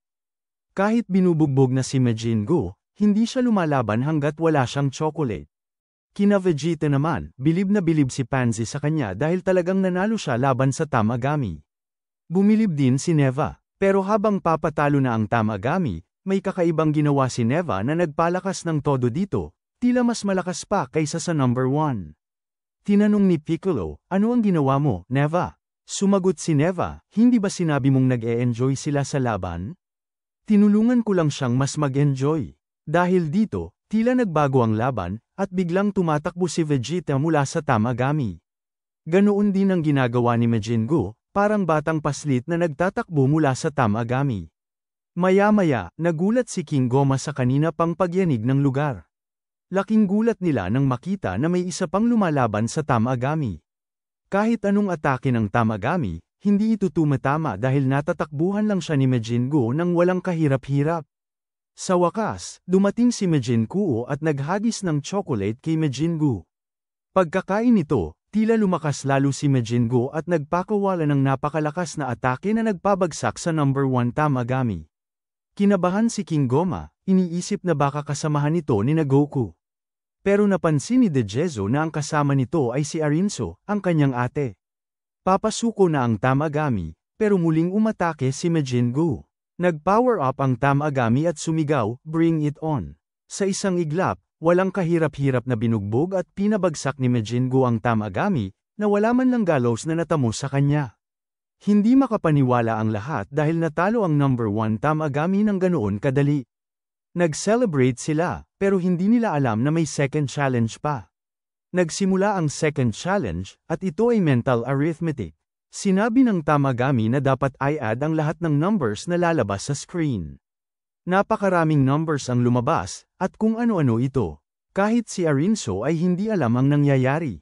Ganoon din si Majin-Gu, tila batang paslit lang na walang kaalam-alam. Tinanong na siya ng Tamagami, ano ang sum ng lahat ng numbers na ipinakita? Agad nagreklamo si Arinso at sinabing, "Mandaraya yan. Kahit sino, hindi kayang sagutin yan. Pandaraya yan. Scam." Pero hindi siya pinansin. Tinanong muli si Majin-Gu kung ano ang sum ng numbers. Hindi alam ni Majin-Gu ang sagot, pero may ibinulong sa kanya si Majin-Gu. Sinabi nito, 683,775,029. Sinabi ito ni Majin-Gu sa Tamagami na ikinagulat ng lahat. Lalo silang nagulat nang lumabas na tama ang sagot. Pero tila hindi alam ni Majin-Gu kung ano yun, basta sinabi lang niya. Iniabot na ni Majin-Gu ang Dragon Ball kay Arinso, sabay sayaw at sigaw ng "Hooray!" Sinabi naman ni Majin-Gu, "Oh, di ba ang clutch ng assist ko?" Sagot ni Arinso, "Ano? Wala kang ang ginawa kundi manood." Natulala si Majin-Gu at ngumiti na lang, pilit na tinatago ang inis. Samantala, galit na galit si King Goma. Hindi siya mapakali dahil nakuha na ni Arinso ang isang Dragon Ball. Kinakabahan siya na baka may masamang balak ang grupo ni Arinso. Kaya iniutos niya, "Siguraduhin niyo na ang natitirang Dragon Ball ay hindi pa nila nakukuha." Agad nilang nilaipat ang kanilang atensyon kay Vegeta, na nasa gitna ng isang matinding laban. Napansin nilang na-overpower na si Vegeta, at hindi nagtagal, napuruhan siya ng Tamagami. Nawala ng malay si Vegeta, ngunit agad din siyang nagising. Mas lalong nainis si Vegeta dahil ayaw niyang maliitin siya ni Goku. Kaya naglabas siya ng napakalakas na enerhiya na nagpabagsak sa Tamagami, pag-ahon niya mula sa tubig, bigla siyang naging Super Saiyan 3, na nagdulot ng malawak na pagyanig sa buong paligid. Bumilib si Goku at napasigaw, "Saan mo natutunan ulit yan?" Tila nagdadalawang isip na ang Tamagami na umatake. Kinakabahan nito sa lakas ni Vegeta, ngunit sa huli, sumubok pa rin ito. Sa bilis ni Vegeta, tila slow motion ang galaw ng Tamagami. Isang malakas na sipa ang nagpatalsik sa Tamagami sa tubig, at sinundan ito ni Vegeta na walang kahirap-hirap. Umatake muli ang Tamagami, ngunit isang daliri lang ni Vegeta ang ginamit para harangin ang atake nito. Sumipa si Vegeta, at nahati ang buong karagatan. Sunod-sunod na atake ang ginawa ni Vegeta, ginawa niyang parang laruan ang Tamagami. Sa huli, nagbitaw siya ng isang napakalakas na Kamehameha Wave kasunod ng suntok na nagpatalsik sa kalaban. Natalo ang Tamagami at sa wakas, sumuko na ito. Tuwang-tuwa ang lahat, hindi makapaniwala sa lakas na ipinakita ni Vegeta. Ngunit nagkaroon ng second challenge, isang question and answer portion. Kailangan sagutin ni Vegeta ang tanong sa loob ng 10 segundo. Nag-discuss ang Tamagami, at tila parang riddle ang tanong nito tungkol sa batang Majin. Nainis ng sobra si Vegeta kaya napilitang mag-Super Saiyan pa siya sa galit. Tinapos na ng Tamagami ang riddle at tinanong si Vegeta, ilang biscuit ang kinain ng Majin. Nagulat si Vegeta dahil hindi niya alam ang sagot. Napasuko na si Bulma at sinabi, imposibleng masagot yan ni Vegeta. Nagbilang na ang Tamagami, 3, 2, 1. Bago mag-0, bigla na lang sumagot si Vegeta, 0. Tinanong ng Tamagami, bakit 0? Sumagot si Vegeta, hindi ba sinabi niyo, ilang biscuit ang kinain ng Majin? Hindi naman kumakain ng biscuit ang mga Majin. Kaya 0. Sa kabila ng lahat, hula lang yun ni Vegeta. Ngunit nagulat ang lahat ng tama ang sagot niya. Nagtagumpay silang makuha ang pangalawang Dragon Ball. Humingi ng tawad ang Tamagami kay Neva, bilang tanda ng pagkatalo. Dahil sa kanilang tagumpay, agad silang nagplano upang makuha ang natitirang Dragon Ball at mailigtas si Dende. Samantala, si King Goma ay halos mabaliw sa galit nang malaman niyang nakuha na nina Arinso at Vegeta ang lahat ng Dragon Ball. Nagmamadaling inutusan ni King Goma ang lahat ng sundalo sa First Demon Realm na pigilan sina Goku. Sinabi niyang i-disable ang Warp Gate para hindi na makapunta ang mga ito sa First Demon Realm. Ngunit sinagot siya ni Dejezo, wala pang nakakagawa noon, walang pakialam si King Goma sa sinabi ni Dejezo tungkol sa imposibilidad ng pag-disable ng Warp Gate. Sumigaw siya, wala akong pakialam. Basta gawin mo. Napalunok si Dejezo, halatang kinakabahan. Maya-maya, nagpunta siya sa isang kakaibang silid kung saan naroon ang kontrol para sa Warp Gate. Habang ini-disable niya ito, nagtanong siya sa sarili, bakit ko ba ito ginagawa? Kita sa mukha niya ang takot at kaba habang isinasagawa ang utos ni King Goma. Habang bumibiyahe ang grupo ni Goku, biglang nagkaroon ng problema ang kanilang sasakyan. Tumigil ito sa paglipad at bumagsak sa isang makapal na kagubatan.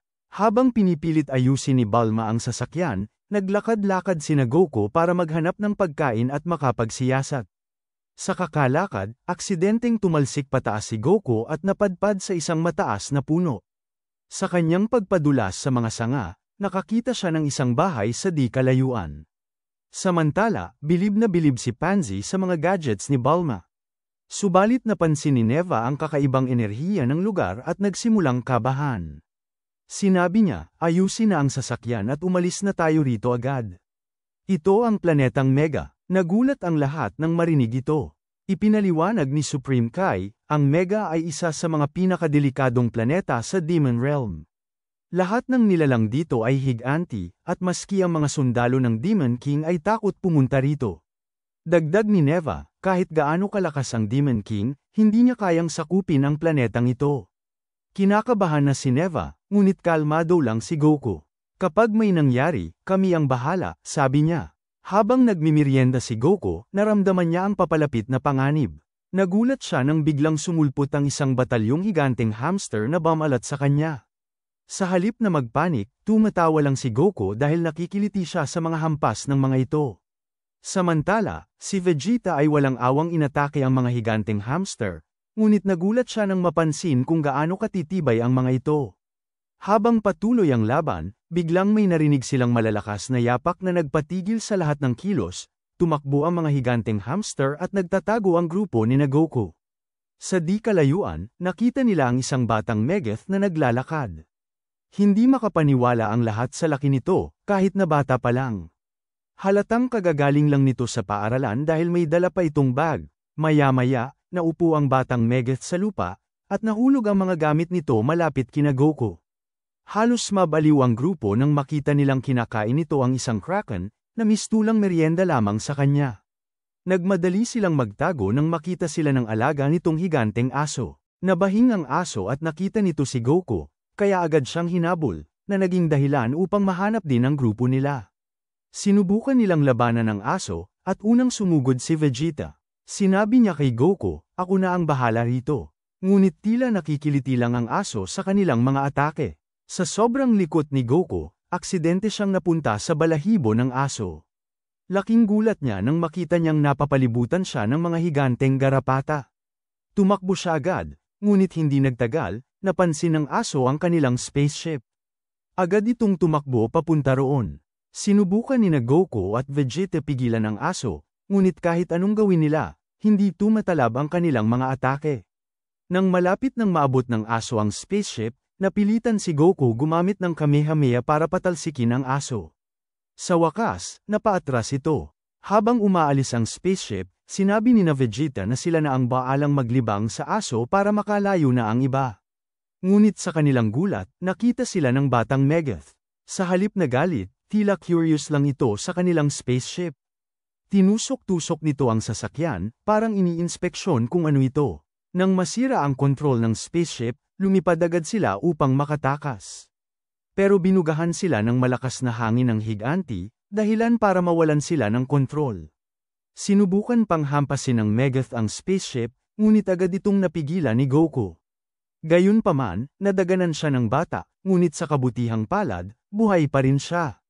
Habang sinusubukan ng grupo pigilan ang higanti, si Goku naman ay naipit sa loob ng damit nito. Sa kanyang pagtakas, lalo siyang napadikit sa bag ng Megath at tuluyang nahulog doon. Napilitan siyang mag-Super Saiyan para makalabas, ngunit hindi rin ito nagtagal, at natalsik siya palabas. Dahil sa oras na naibigay ni Goku, nakatakas ang spaceship ng ligtas. Pagkatapos, sinabi ni Neva, "Bata pa lang yun. Mas nakakatakot at mas malaki pa ang mga adult Megath." Napatigil si Goku at nagtanong, kung sobrang lakas nila, bakit hindi sila ang namumuno sa buong Demon Realm? Ipinaliwanag ni Supreme Kai, wala silang interes sa pamumuno. Ang mga Megath ay sobrang tamad para atupagin ang ganung bagay. Maya-maya, sinabi ni Neva, ang planetang Mega ay pangalawa lang sa pinaka-nakakatakot na planeta. Nabigla si Vegeta at tinanong, ano ang number 1? Sinagot siya ni Neva, ang number 1 ay ang planetang Giga. Ang mga nakatira doon, ang mga Gigath, ay mas malaki pa sa Megath. Magmumukhang langgam ang mga Megath sa kanila. Napatigil na lang sina Vegeta at Piccolo, tila hindi makapaniwala sa mga naririnig. Napaka-absurdo ng Demon Realm, sabi ni Vegeta habang umuupo sa pagod. Ano pa kaya ang mga pagsubok na haharapin ni Goku sa kanilang paglalakbay? Kaya nilang talunin ang mga Megath at Gigath? Comment, Giant, para sa Part 4 Nanograms ating Dragon Ball Daima series. Huwag kalimutang mag-like, mag-share, at mag-subscribe para sa mas marami pang high-quality recaps kagaya nito. Kita-kits sa susunod, mga ka-recap.